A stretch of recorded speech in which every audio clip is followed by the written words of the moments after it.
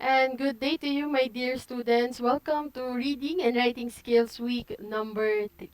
Hi, as you can see here on my presentation, I have a question before I formally introduce to you our lesson today. Hi, here's the question. When you read, do you notice some patterns made by the writer?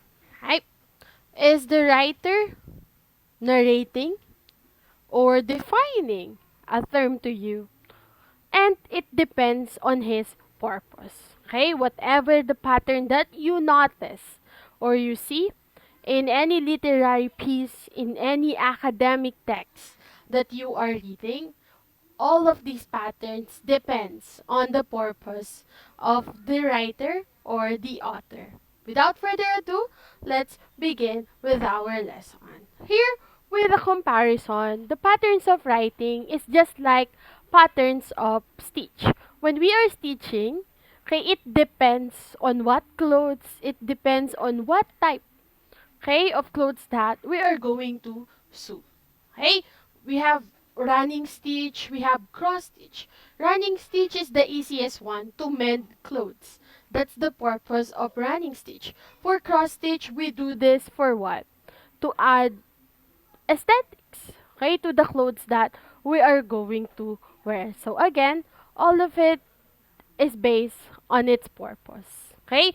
Even the pattern of your subjects for grade 11 first semester, second semester, even in grade 12 for first semester and second semester, all of this follows a pattern that is best for you as the student of senior high school.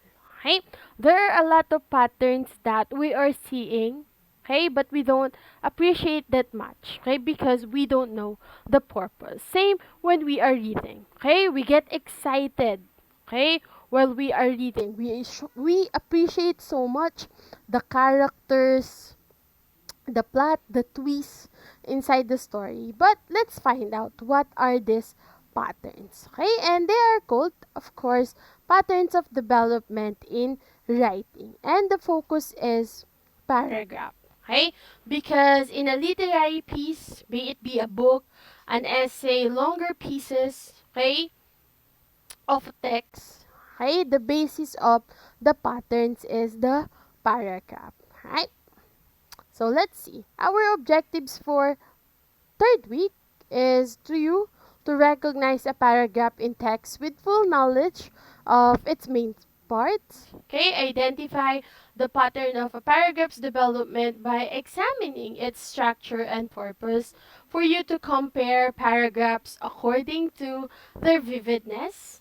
Next is to construct sentences and paragraph in each pattern of development with full awareness of their main parts and demonstrating the suggested tips in writing. And lastly, for you to recognize and respect the train of thoughts of your group mates during the writing process. Right? So let's begin. A pattern of development in writing refers to a particular strategy that writers use to develop ideas. Okay? It is called patterns of development. But, okay, in an easier term, in an easier manner, these are strategies used, okay, by our writers, by our authors to develop and to deliver to the readers what they are trying to convey. And again, going back to our introduction, is that it is based, okay, on their purpose when they are writing. Right? So let's proceed. Let's try to guess the word. Right? So this is the definition. This is a group of sentences focusing on a single topic. This is a brief piece of writing that has supporting sentences that all relate closely to one another. So what is the word that we are looking for here? Right. Okay, I can hear you from here. I know you answered paragraph. Okay, paragraph, okay, as we mentioned, a smallest unit of the text and the focus, okay, of the patterns of development in paragraph writing. Why? Again, just like I mentioned earlier, in a longer piece such as book, essay, again, any longer composition, the basis of the paragraph development are not sentences but paragraph. Okay, so how many paragraphs are here? There you go. We have 5 paragraphs. Okay, so when we count, okay, we have to check, okay, the group, okay, of sentences that we can see here. And of course, we have 5 paragraphs. Right. Next, let's talk more about what a paragraph is. Right. As mentioned here that a paragraph is a collection of related sentences to one another with, of course, one central or main idea only. Because the central idea and the main idea is the one that controls all the sentences inside your paragraph. Okay? Meaning, every sentences inside your paragraph should relate only to the main idea. Okay? Because if it's not related to one idea, how can we achieve, okay, text as a connected discourse? Meaning, there will be no development at all. Right? Next, a paragraph is an independent unit of text. Okay? It is complete in itself. Okay? Just like an essay, it has 3 parts. Okay? It has beginning, middle, and end. Right? Please take note of that. Okay? But although it is an independent unit, it is also a related unit. Okay? It is a part of a longer composition that is combined with other paragraphs, okay, to make a longer composition. So again, although that this is an independent unit and can stand on its own, okay, because for example, remember text number 1 and text number 2 from our lesson number 1? That is just an example of essay, but I cut off, okay, only to present to you, okay, a sample text, which is a paragraph. But although, okay, it is just one paragraph, you were able to get the main idea or the controlling idea. Okay? And also, once you combine it or you add more group of sentences with one central idea in an essay in a longer composition, that's what makes a paragraph a related unit. Right? Next. Let's talk about this model of paragraph, and it's called hamburger paragraph. Hey, it does not just make you hungry, but make you smarter on how a paragraph should be written. Hey, so this is how a paragraph should look like. Okay, just like a burger, it has layers or it has parts. Okay, so the top one is the topic sentence, which is very important. Okay? Next is your supporting sentence 1, 2, and 3, or could be more. Okay? And lastly, the bottom one is our conclusion sentence. Okay? So if you are writing about a paragraph or one paragraph or more, okay, just think of the hamburger model. Right? Let's proceed. Let's talk about the topic sentence. What is the topic sentence? The topic sentence is probably the first or the second sentence, okay, that tells the reader what is the main idea or what the paragraph will be about.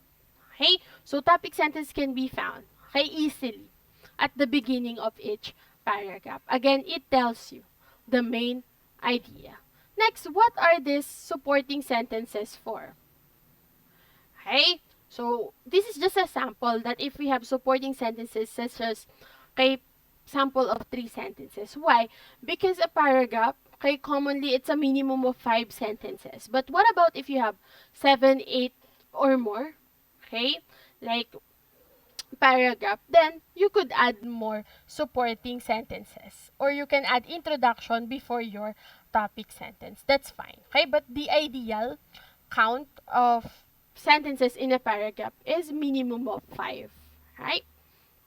Okay, so again, supporting sentences, these are just specific details relating to the main idea. Okay? Remember, supporting sentences, supporting details, starts with letter S also, strengthen. It strengthen your point in your paragraph. Okay? And lastly is we have the conclusion sentence. Okay? The concluding sentence, it is the bottom one because everything that you have written from your topic sentence up to your supporting details, you will conclude it here. Okay? You will sum up the main idea of your paragraph. Okay? That's why we use, Okay, terms such as therefore, to wrap up, to sum up. Okay, so that's for conclusion sentence. Right? Next, let's see. Let's identify the topic sentence here.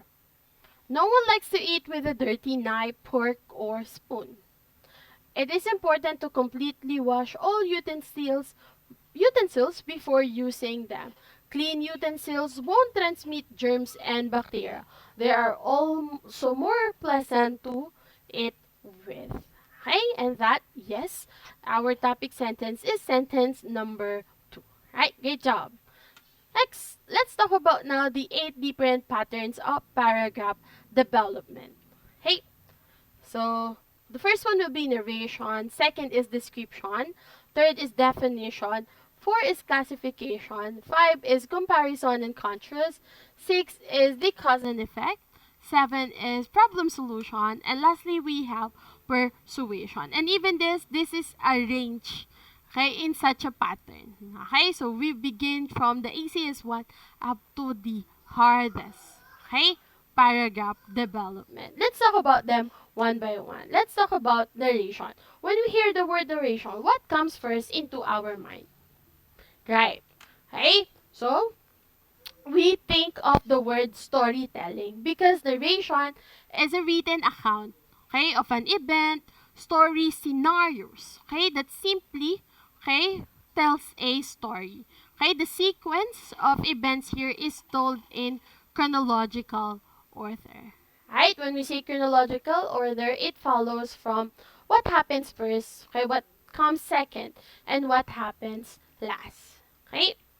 So narration is of course the basic, okay, strategy used by writers when we present action, okay, inside the story. Commonly this is used in story, okay, but we don't limit the use of narration only in fiction, okay.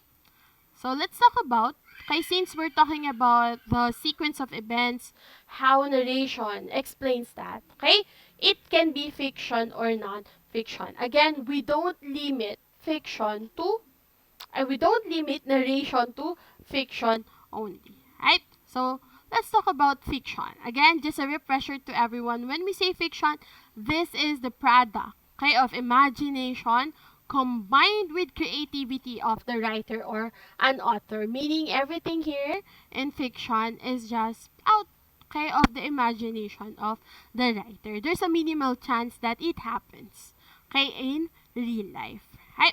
So what are the samples? We have novels, okay? May it be romantic novels such as novels created or written by Nicholas Sparks, okay, we have John Green, okay, even Harry Potter of J.K. Rowling, C.S. Lewis, okay, if you're familiar with him, everything, okay, the novels that they have written, that's just a product of their imagination, okay? Next, we have fables. When we say fables, who are the characters here? Of course, animals. Okay, they represent, okay, actions using animals. We cannot see dogs, pigs, rabbits that are talking to one another. Okay, but okay, it's possible. Okay, for fables. Okay, and what's the most important part of fables? This is where it conveys, okay, a moral or a lesson, okay, to readers. Okay. Next is we have the screenplays, the movies that we are watching, some that are adapted from the books. What else? Even the Korean dramas, Korean series, Western dramas that we are watching. All of these are product of imagination. That's why sometimes they put in disclaimers that most of it are just created out of the imagination of the screen or the scriptwriter. Okay. Next, let's talk about the nonfiction. If fiction is a product of imagination of our writers or authors, nonfiction is reality. Everything that happens in real life is called nonfiction. Okay, so the example is biographies. Biographies are when you are writing about a life of a person. Okay? Next is we have history books. Everything that has written in history books are of course happened. Okay, that's a product of the scenarios. Okay, the real life experiences of people during, okay, the time period or era of the history. Next is we have the accident reports. Okay, when we say accident reports, these are what happens, okay, in a crime scene, in an accident in the highway that you're seeing. Of course, okay, the police, okay, write everything that is only real, okay, or what really happened, okay, in that accident zone or place. Okay, next. How would you differentiate fiction from non-fiction text? That's a question that I will be leaving to each and every one of you. Alright, next. Let's more talk about narration because it will be divided into two kinds. The first one is objective narration and the next one is subjective narration. So let's set things apart from one another. Objective narration present facts, okay, to create an accurate timeline of events. Again, objective narration, you're not going to add up anything, even your opinion, that you have to keep within yourself if you are narrating objectively. Because here, we only present facts. Okay? Whereas, subjective narration conveys the impressions, our impressions. Okay? This one is based on us, okay, personal. Okay, we have impressions, feelings, insights, point of view towards something. Okay, next. Okay, let's talk more about this. Objective narration, this is when something is objective. Okay, it is not influenced by personal feelings or opinions in considering and representing facts. This is what news reporter, news writer are doing. When, for example, when you are watching a sports game. Okay, let's say for example UAAP. Okay, you are writing about it. You are a fan of Ateneo, but then again LaSalle won. For example, let's say like that. Okay, even though you are a fan, even though you feel bad for your idols, okay, for the team that you are supporting, you have to write objectively that LaSalle won because of this. This is what happened inside the sports, okay, or that game. Okay. So what are the example? We have the patient's history written by a doctor. Of course, a doctor is not an author that, starts with once upon a time a patient came in to the hospital. They cannot do that. Okay? So the patient's history written by a doctor is nothing but objective, meaning based on the results of the examination or the laboratories and the findings of the doctor himself. Okay? Next is the details of a crime or the testimony of the eyewitness written by a police officer. Okay? The police officer is the one who's going to write that. And of course, the police officer can say that, okay, once upon a time this happens and they live happily ever after. Okay? So, what happens in a crime, in an accident, okay, it should be, okay, written objectively because they want to find out what really happened, okay, to give justice, okay, to the victims, okay. Next, let's talk about subjective narration. Okay, when something is subjective, again, if objective is not influenced by our feelings, subjective narration is highly influenced by our personal feelings, impression, taste, opinions, point of view towards something. Okay? When I say subjective narration, I can say that I love pineapples on pizza and no one can change my mind. Pineapples are best with pizza. That's for me. It's not a fact, okay? Because some other people doesn't like pineapples on pizza, but I do love it. Okay? So that's highly influenced by my own feelings and taste. Okay? So what are the example? Personal essay written by a student about the details of his 4-year pleasant experiences in the school. Okay? So it's up to you. What are you going to share? Okay? Because this is your personal essay. That's very subjective. Okay? Next, which one is the objective narration here? Darren's talent was not well praised. Still, he was admired for his attire. Many believe he deserves an award. But look at number 2. Darren had the worst performance among all the contestants. Still, he was the best dressed of the night. He should have gotten an award at least for that. Okay, number 2 gets to decide, okay, what he wants for Darren. So, Of course, number one is our objective narration. Right? Great job, everyone. Next, let's assume here that you are asked to narrate your lockdown experience. Okay, so let's talk about the tips in presenting your points in a narration. Here, tip number one, guide your narrative by focusing on the most important thing that you want the reader to know. And here's the question. Try it, okay, with yourself, okay? What is the most significant thing you want others to know about your lockdown experience? What do you want to share regarding your lockdown experience? Okay? Up to you.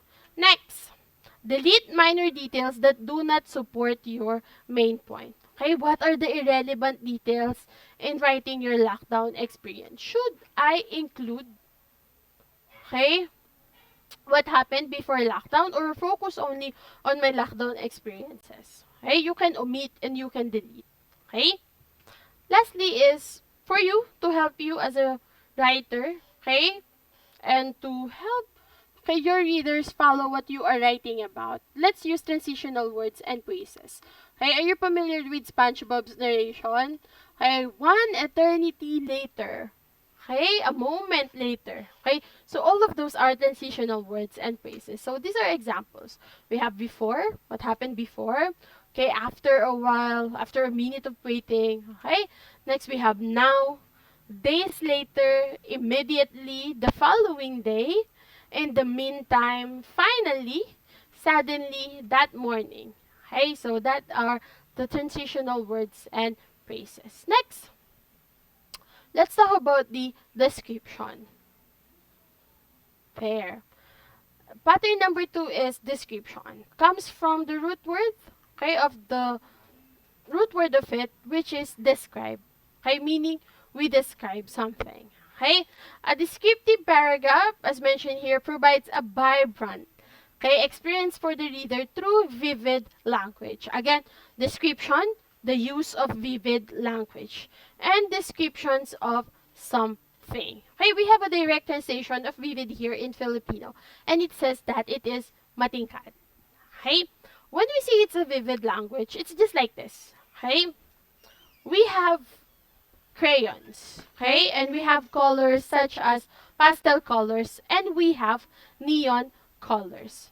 If pastel colors are adjectives, neon colors are vivid language because vivid language stands out more than adjective. Yes, vivid language uses adjective, but vivid language stands out better than the use of adjective only. Okay, you can say that someone is beautiful. She is beautiful. It only appears to what sense, okay, of a person or of your reader. Right? Again, for us to provide the vivid detail, the writer, okay, must use language that appeals to the reader's five senses: sight, smell, sound, taste, and touch. Right? Next, here we have description A. Okay, the tree was tall and green. Okay, yes, as you can see in the picture, okay, that the tree is tall, okay, and it is green. That's it. It's done. Okay, does it appeal much, okay, to our senses? Because it's easy. Okay, like I can see that the tree was tall and green, and then that's it. Okay, nothing more. Okay, but look at this. Okay, the soft and damp pink flowers of the dogwood tree smelled sweet in the cool spring air as the wind whistled through its yellow-green leaves. Look at how it appeals to how many senses. Okay, it appeals to our sense of touch, saying that it's a soft, damp, and then pink flowers. We know that the flower is pink. Okay, so that's very vivid. And the smell also smells sweet. Okay, in the cool spring air as the wind whistled through its yellow-green leaves. Okay, look at that. Okay, very, very vivid. Okay, that's for description. And also, let's talk here. Which one has a more vivid language?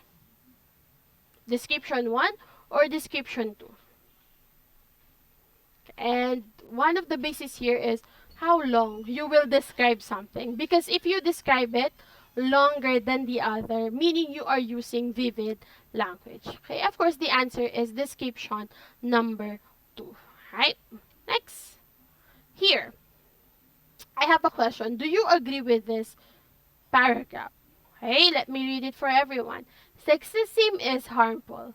It produces feelings of worthlessness, self censorship, changes in behavior, and a deterioration in health. Okay, it affects women and girls disproportionately. This is why the Council of Europe has decided to act by adopting a recommendation to prevent a combat of sexism. Okay, but the thing is, how can we agree to something if the word is not familiar or the word is not even defined yet? Okay, what is this, by the way? Okay, before we agree to something, before we know, okay, if we will agree to something or we going to be persuaded, of course, we have to know first the definition. Our pattern number 3 is definition. Okay, what do we mean by definition? Defining is one of the strategies in writing. Okay? Same with narration, same with description. Okay? This is a strategy used by the writers commonly when they are writing their introduction or their first paragraph. Okay? By the way, I have to remind everyone that each of these 8 patterns of development in paragraph writing that we have, all of these are not standalones. Okay? So, standalones. Okay? Meaning, okay, they can be put with other, okay, developments or patterns. Meaning, in one essay, you can use narrative, you can use definition, you can use description. Again, they can work with one another. Okay? So again, definition is used, of course, for us to explain unfamiliar terms to our readers. Okay, definition explains the concept, term, or subject. Of course, the main purpose is to tell what something is. Okay, going back to the sample I showed you, you will be having a hard time agreeing to something that you don't know. Okay, most especially if it's really new concept to your readers. Right? Okay, so I have a question for everyone. How do you define politics? Okay, write your answers on your own. Right? Because we will be talking about the types of definition. First is we have the standard definition. What do we mean by standard definition? This is the meaning of a word that really changes and, of course, universally accepted. These words that are universally accepted can be seen on the Google Dictionary, Merriam, and Oxford Dictionary, meaning this is already established. Okay, so and other terms, of course, in other fields such as sciences, English, mathematics, all of the words that we are using for each of them are standard definition, right? Meaning, I wasn't born yet, you weren't born yet, okay, but, okay, the definition of the term is the same up until now. First example is the definition of right angle, okay? So if I say, okay, that a right angle is 89 degrees, no one will agree to me, okay, because it is set already that okay, the right angle is 90 degrees. Okay, that's for standard definition. Now let's talk about the regulatory definition. The regulatory definition is the meaning assigned by an organization. Have you heard ECQ before pandemic? No. Okay, so meaning, okay, regulatory definition, okay, is based on scenarios and happenings assigned by different organizations, such as the meaning of ECQ, MECQ, and the likes, okay, that is set by Department of Health and IATF, okay, to protect people against COVID-19. Okay, we have the definition of critical level when it is raining hard, we're experiencing typhoon or thunderstorms, okay? So that's according to Pag-asa. That's regulatory definition. Next is the qualifying definition. Qualifying definition is the meaning that is subject for interpretation. Meaning, we cannot tell it easily and we cannot agree to it. Okay? Because it is subject for our own interpretation. Okay? For example, your definition of politics. Okay? That's subject for interpretation. Right? because politics, okay, has its own standard definition, right? So, for example, of qualifying definition is the definition of criminal behavior. What is criminal behavior? Can we say that someone is already criminal based on his behavior, based on the things that he has done? Okay, so again, it is subject for interpretation, right?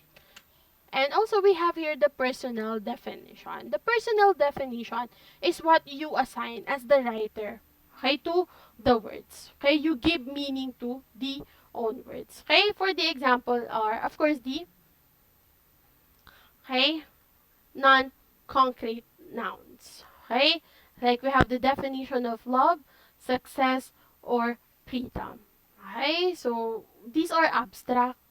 Okay, these are non-tangible things that, okay, we have our personal definition about. If I ask you what is the definition of love, each one of you varies. Okay, the definition. If you ask Ma'am Pao, what is the meaning of success for me?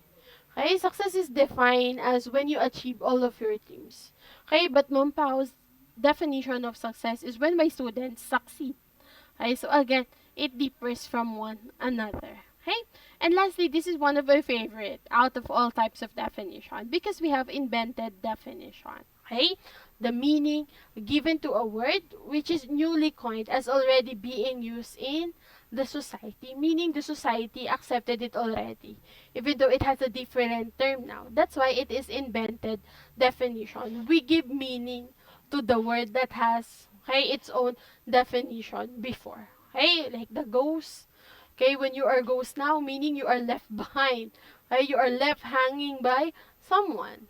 Okay, what else? The meaning of kumare. Kumare before is just like when you are talking with your godmother. Okay, that's a kumare of your mother. Okay, but now kumare means that you are talking to a friend, a close friend, and you are spilling tea, okay, to one another or gossip. Okay, so some of the notable like examples are the definition of unfriended. Before, we don't get to say that I unfriend you. I will unfriend you. Okay? We don't get to say that in real life, but because of the influence of the social media, we have the term unfriended. Okay? We have the term blogger, those that are taking videos of their daily life.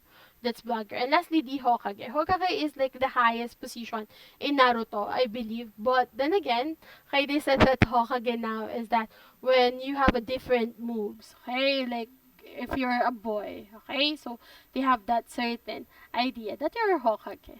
Okay, next, let's talk about classification. Right? What do we mean by classification? Okay, meaning we're going to classify. Okay, okay, a paragraph, okay, into, okay, categories. Okay, we classify the things that we are going to talk about in a paragraph based on its categories. Like for example, you are sorted according to your houses. Mampaw is sorted according to my major. I am an English teacher. I cannot go, okay, and teach mathematics because I am categorized as an English teacher. You are categorized as students of STEM. Okay, like for example, or TBL, depends on your track or your strand. Okay, again, classification is an activity, okay, of sorting items such as people, things, and even ideas into categories. That's how we classify. Okay, so how to write a structured and organized classification paragraph. We have simple steps here to follow. The first one is for you to make a clear, okay, of what is being classified. You should provide a clearly stated definition of what is to be classified or grouped. Like for example, energy. Okay, the classification of energy. You have to define what energy is first. Okay, now you're done defining what energy is. Now, you have to choose and state single, useful basis of guiding principle for the classification. Okay, I talk about energy. I already know what energy means. Okay, what are the classification basis of energy? You have two choices. The states of energy or the sources of energy. I'll choose the sources of energy. Now, you have one basis already. And you have to make sure that the example are separate and distinct and not overlapping once you have your classification basis. So again, our topic is energy. Your classification basis is the sources of energy. So meaning you're not going, okay, I mean, we're going to talk about the sources of energy. Meaning, we're not going to talk about, okay, other, okay, parts of energy or other classifications of energy because our focus is the sources of energy. So we have two, renewable energy and renewable energy. And how do you write a paragraph with this? Take a look. Okay, I separate it using colors, okay, just for distinction. Okay, the blue one is for non-renewable energy and the green one is for renewable energy. So you talk about it one by one, right? Next, let's have pattern number 5, which is comparison and contrast. And we have to set them apart from one another. Yes, they come hand in hand with one another. Okay, we can always see it by when we are using, okay, uh, Venn diagram. Okay, when we are using Venn diagram, okay, it's true that we are comparing and contrasting two things. Okay? But we have to set them apart also from one another, most especially when we are writing. Okay? So here, here, comparison and contrast writing is used, okay, to show a reader the similarities and or differences between two subjects or even more. Okay? When we say comparison, here's the thing, okay? Please take note of this. Comparison writing, okay, focuses on similarities, okay? Meaning how things are alike to one another. That's comparison. And next, contrast writing focuses on differences or ways that things are not alike. Okay, so that's for comparison and contrast. Now, I know some of you might be thinking, which comes first? Okay? The development of writing here is starts with the similarities before the differences.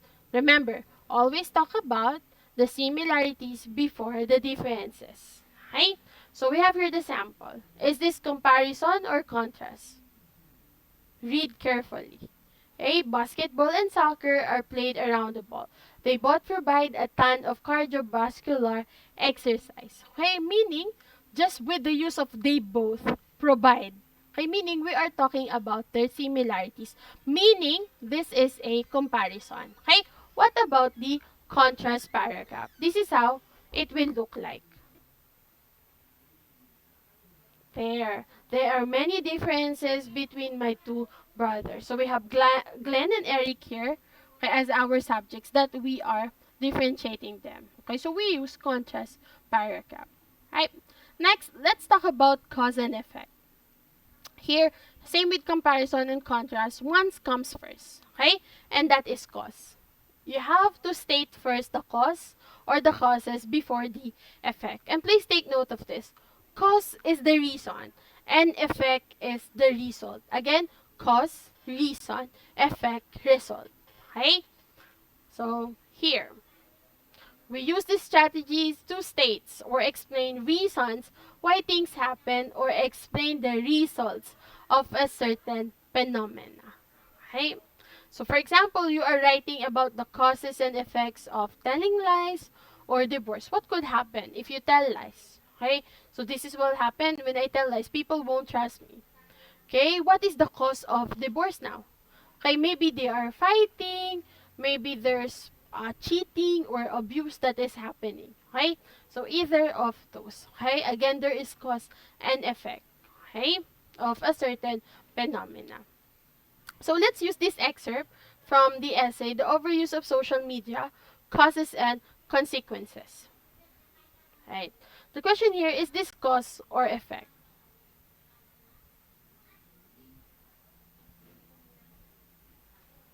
This is a cause, okay? Because our basis here is that there is the question why it is so. Meaning, okay, this will explain why people get excited, okay, receiving notifications. Okay, great. Next. And this is the effect paragraph. What happens if we overuse social media? Okay, states here that it can provoke anxiety disorder, sense of isolation, and depression if you're not going to get the notification, the social media validation, or attention that you are looking for, right? So now let's talk about pattern number 7, and that is problem and solution. By the way, before we proceed this, when we are writing cause and effect, again, state the reasons first before the result. Okay? Reasons first and then result. Same with pattern number 7, which is problem and solution. Okay? Meaning here, you have to state first the problem before the solution. Logically thinking, how can you give solution if there is no problem? Exactly. Because you have to recognize first and acknowledge the problem. Okay, discuss the problem first before you proceed in outlining, in writing the possible solutions that you can think of. Okay, for an instance, you are writing about the problems and solutions of deforestation. Okay, so the question here is this problem or solution? There, deforestation is a serious problem because forests and trees do an important job making the Earth's environment suitable for life, meaning it introduces us deforestation, which is clearly the problem. And these are the possible solutions. Right? So that's how we can write it. Introduce first the problem, what uh, causes okay, of this problem before you proceed with the solutions that you can think of. Okay? That's how you can write. Lastly, of course, let's talk about the hardest among okay, all of the patterns of development, and that is persuasion. When we persuade, of course, we want to convince readers to do or believe in something. Okay? A persuasive paragraph tries to convince the reader that a particular point of view is, of course, worthy of their consideration. Okay? Persuasion wants you to consider both sides of an issue. But it reveals later on that you have a bias in favor of one side over another. This is how healthy persuasion should be and how it will look like when you write it, even in spoken. Okay, again, one of the secret of a successful persuasion is when you talk about okay, both sides. Meaning, even you're not favor of that side and I'm only favor of this, you will tackle both. Because people will think that you're very smart. You are very intellectual to talk about both sides. Meaning, you know what you are talking about. Okay? Because if you will be blinded only by your belief, then you cannot persuade people. Okay? You cannot convince them to believe in you because you centered yourself only to one side. Okay? When you write persuasion, this is how it's supposed to be. Okay? You will have your introduction and then you will talk first, okay, about the other side that you are not siding. Okay? For example, let's have a topic. Okay? For example, face-to-face classes versus online classes. Okay? Let's say that I'm very favor of face-to-face classes. Okay? How we miss face-to-face classes, right? So, I will be introducing, okay, face-to-face versus online classes. I will be talking about persuasion in my introduction. Okay? I will talk about the pandemic. Okay? Next, I will be talking about online classes because I'm not siding with online classes. So I'll be talking first about online classes. And I will establish strongly, okay, the side wherein I'm siding, and that is face-to-face classes. That's why I will save it for last. Going to conclusion. Okay? So that's how you're going to write it. Begin first with the side that you are not siding before you talk about okay, your point or your side going to conclusion. It will appear stronger to your readers. Okay? There. For example, you are writing a persuasive essay okay, or paragraph about marijuana okay, should be legalized. Okay, let's say here, okay, or around the globe. Okay, so you have to talk first, okay, about okay, which side are you not? Okay, are you in favor of legalizing or not?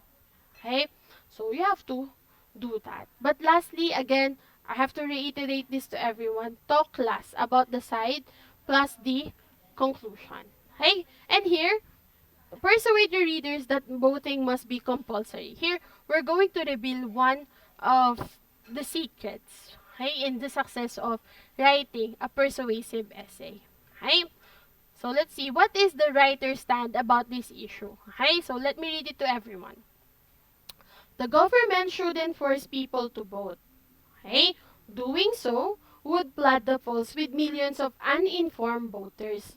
They have false beliefs about basic economics, political science, and foreign policy. Requiring uninformed people to vote would be like forcing them to fly an airplane or perform surgery without training. Okay, so meaning the stand, okay, of the writer here is not favor of the compulsory voting, meaning he wants it to be voluntary. Because look at that, how it appears to the emotion, okay, or to the heart of your readers. Are you going to require, okay, an a person, a regular, an ordinary person, flying an airplane without knowing it?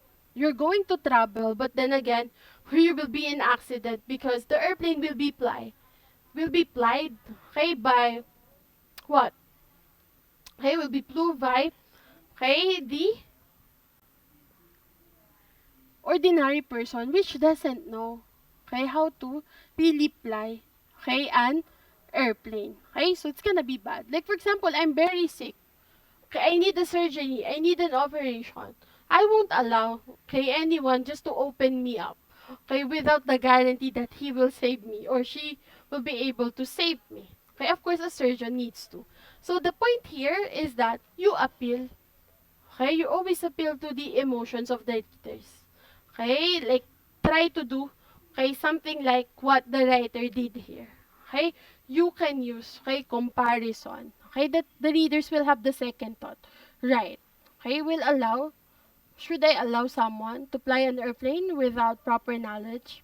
Okay, so that. Okay, will you allow Mampao to teach you mathematics when you know that I am an English teacher? How can I convince you that I know what right angle is? I know calculus. Okay, better than the other math teachers. Okay, so it's very possible. Okay, so how can I persuade you with that? Okay, so that's how persuasive, okay, paragraph or persuasive essay should look like. Again, the pattern is introduce the topic first. So talk about your side. Talk about, okay, the view, okay, or the part wherein you're not siding. And lastly, talk about your own side. Okay, the uh, part wherein you're very biased or in favor of. And lastly, okay, appeal to the hearts of your readers. Okay, it's just like we're not saying that the weakness of people, okay, when we are persuading them, is their emotions. Okay, but people are really soft-hearted in general.